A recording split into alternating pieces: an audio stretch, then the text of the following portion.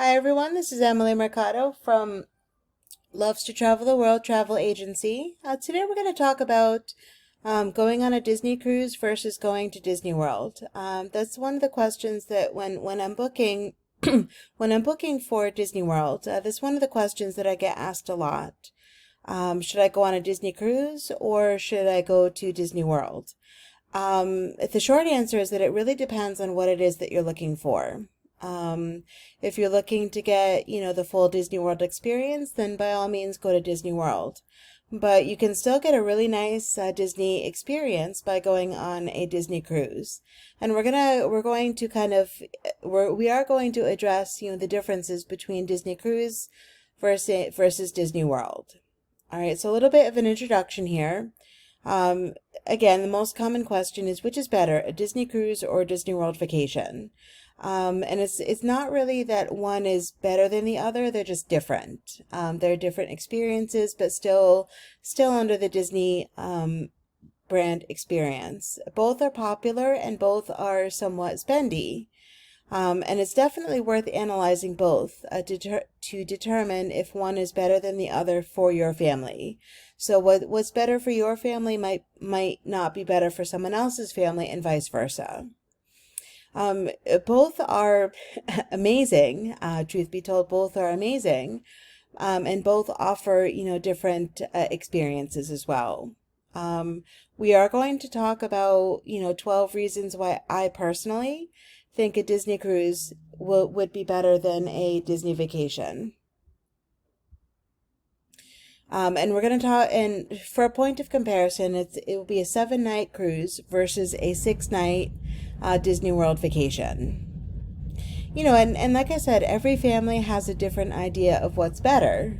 So it really, it's a very highly personal choice. I can just give you, my opinion, and you'll kind of help talk you through the different things that you can find within each experience. So which should you which should you choose? Truth be told, there is less planning and strategy involved on a cruise than there would be for a Disney vacation. Much less planning, much less strategy, because you are going to be on a boat as opposed to walking through huge theme parks. At Disney World, if you're going to have a Disney World vacation, you do have to have a very detailed plan, complete with accommodations, park tickets, a Disney day bag, and so on and so forth. And a Disney World vacation really does involve a lot more walking and stamina than a Disney cruise. In my opinion, a cruise is far easier because it is more self-contained and there isn't quite as much planning. Right? You just have to decide how much time you want to spend, where you want to go, make the reservation, and also pre-book your excursions. And really all you have to do is just board the ship and enjoy. Sit back and relax. Your stateroom, your meals, your activities, they're all scheduled, they're all included, and they're all right on board the ship. So it's definitely a lot less to keep track of. You can also relax more on a Disney cruise, in my opinion. Cruising in general, I think, is much more relaxing. It's a much more relaxing way to travel. And there is a significant strategy and effort that needs to go into Disney World vacations in order to maximize your time in the park and save money. You are here on a cruise, everything is already planned for you. There are set dining times, set activity times, set show times. It's really no fuss, no muss. Okay? And when you just decide what you want to do, just show up and have fun. You don't have to rush around and get to a set place at a set time. And it is easy for you to just jet right back to your stateroom in between activities, to rest, to relax, take a nap, and even to snack on some free room service. You can also lounge on the deck chairs that are available, as you can see in this picture over here. And there is also a free kids club. and adults only pool decks and lounges, and adults only restaurants, so that when your children are in the kids club, you can get a break. You can have a break for an hour or a couple of hours, or even in an entire day or two. There is a free Disney Kids Club on all Disney cruises. In my opinion, it's one of the biggest benefits. There is an availability of several free kids clubs on board. They're all staffed by trained castmates, and these themed youth clubs provide quality care, unmatched convenience, and tons of fun. And your children can be dropped off to experience age-appropriate games and activities so that adults can be on their own. And also, something that's nice, on select days, children can enjoy lunch and dinner at Disney's Oceaneer Club, where adults can have alone time at Remy or Apollo restaurants. The different levels for the Kids Club include It's a Small World Nursery, for ages 3 months to 3 years. For this one, a small fee does apply. Disney's Oceaneer Lab is for kids ages 3 through 12. And there's also the Oceaneer Club for the same age range, children ages 3 through 12. There's Edge for preteens ages 11 through 14, and Vibe for children ages 14 through 17. You can also build relationships on a Disney cruise versus a Disney World vacation. You can build relationships not just with your family, but also with other people on the ship. There's a very, very laid-back atmosphere on the boats. There's far fewer crowds, and there's less hustle and bustle than there would be at Disney World in the parks.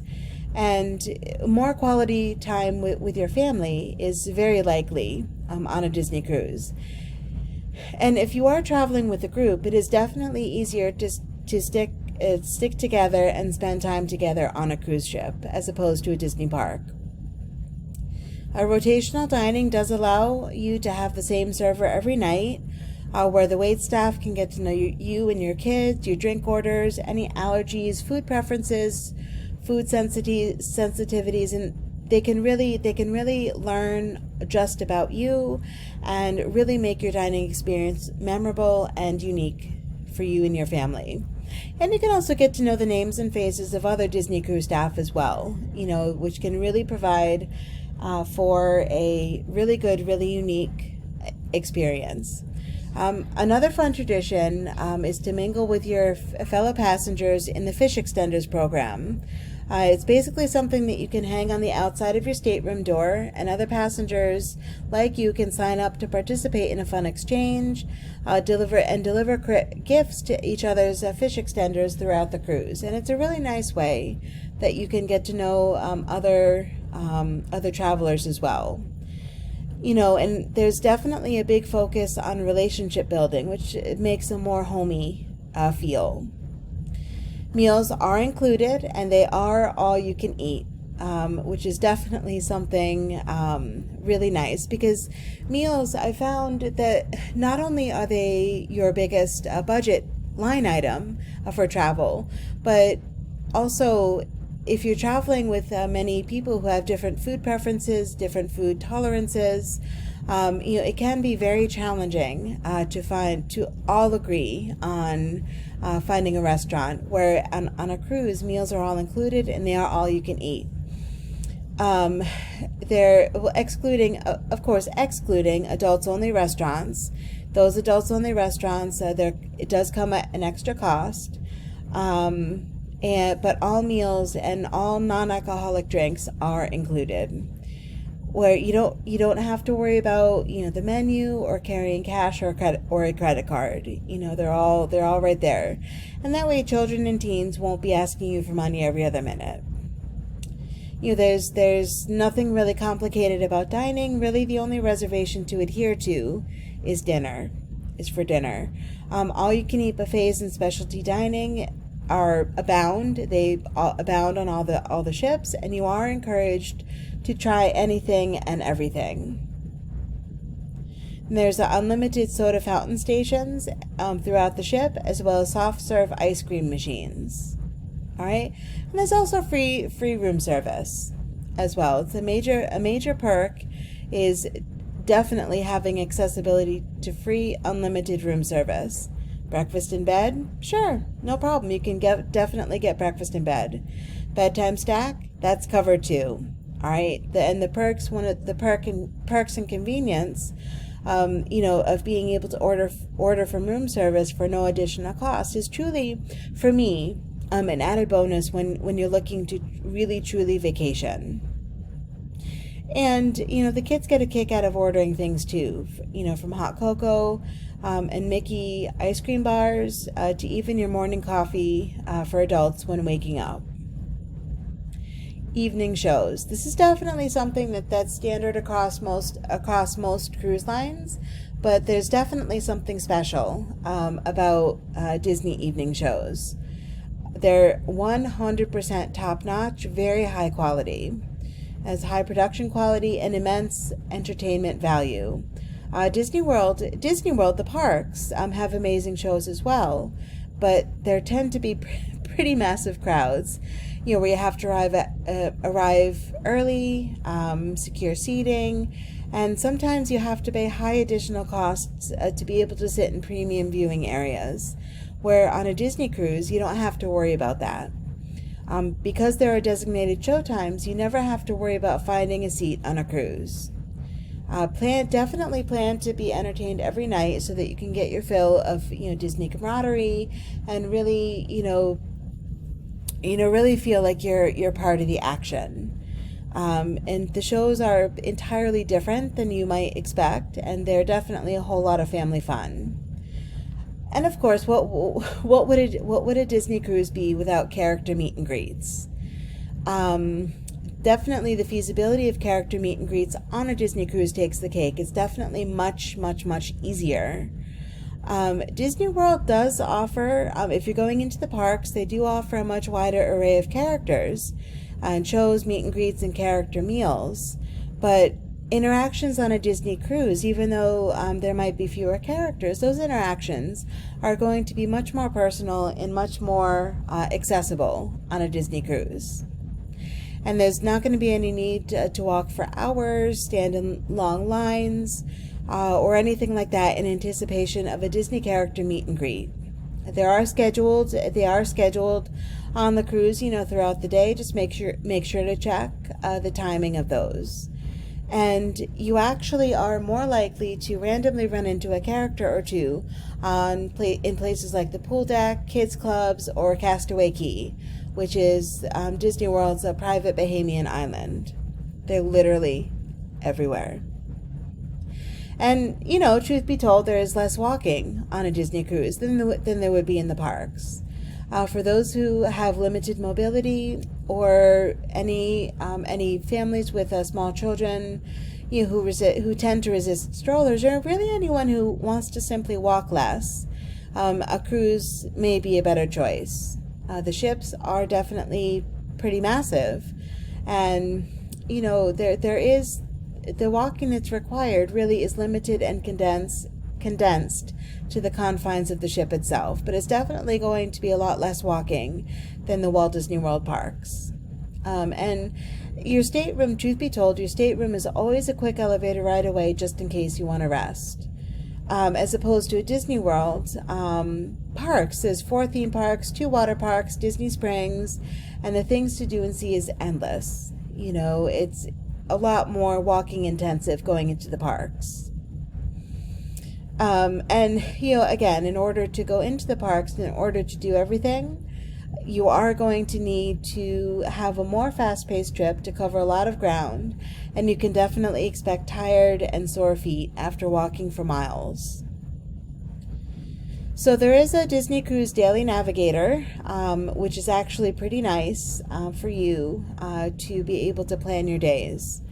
With Disney World, it can become difficult to keep track of everything that's going on.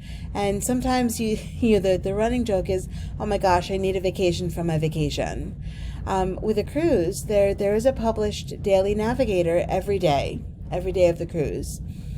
Both Disney experiences do have apps that outline the daily activities, but with this daily navigator, it's actually a handheld paper copy of events that are going to be happening the next day. It's definitely nice to have something paper in your hand so that you can look at it and really take it in.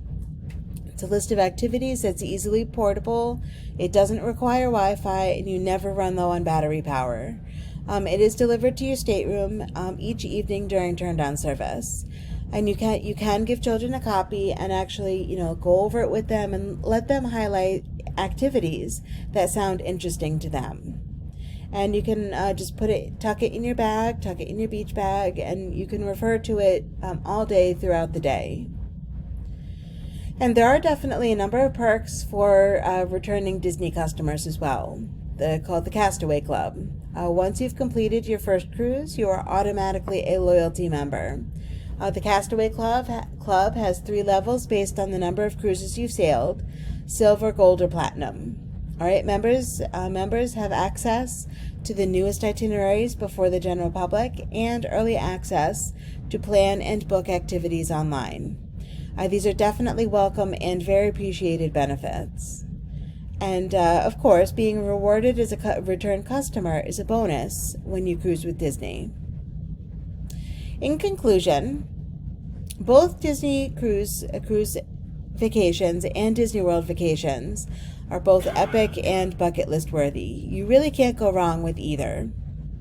They both provide incredibly different experiences, and they aren't even in the same category of vacation types, except that they are both Disney. One's a cruise, and then one's on land only. Both experiences provide the same top-notch Disney services, cleanliness, and ambiance that you come to expect with a Disney vacation. There is a high degree of excellence in any Disney vacation, which is consistent among the brand, whether it be a cruise, a Disney cruise, a visit to one of the parks, or even the Aulani Resort in Hawaii. They're all top-notch, and they're all excellent. My recommendation would be to do both. All right? But if I absolutely had to pick one, I would take the cruise, because there's just something magical about cruising anyway. I love cruising, but why not cruise and have a Disney experience at the same time? But if you are looking for rides, action, a plethora of activities, Disney World might suit you better. So guys, that's about it. Thank you so much for watching. I really appreciate it. If you guys have any tips or that you'd like to share, or questions, comments, or concerns, you can always put them right down in the comment section below the video. You can reach out to me by email, ewarner1978@gmail.com. You can visit my website, and you can also reach out to me through one of my Facebook channels, Facebook, Instagram, LinkedIn, Yelp, and YouTube. Thanks again for watching, everyone, and I hope you have a wonderful day. I look forward to booking your next best vacation.